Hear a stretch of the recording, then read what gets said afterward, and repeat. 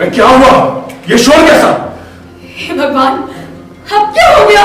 सही बोल रही है संजू, माफी मांगे मांगे। लड्डू माफी मांग और वादा कर कि आज के बाद अजय और बच्ची को चैन से जीने देगा, उन्हें कभी परेशान नहीं करेगा तू। सॉरी बोलो बोलो बोलो बोलो कि मुझसे दूर रहोगे। बोलो बोलो कि मुझे भुला दोगे। बोलो कि मुझे भुला दोगे। बोलो बोलो बोलो। क्या है सर? हाँ नहीं क्या है?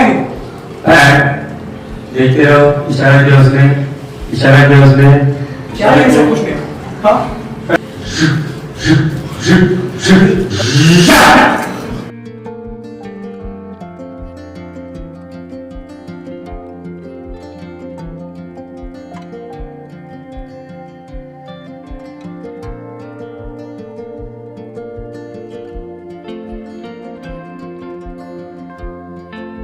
संजू नया आते ही छुड़ाने की कोशिश। संजू मैं आपको दुख रहा है, लग रहा है, तो भी अपना हाथ मतलब ये दबा दिए।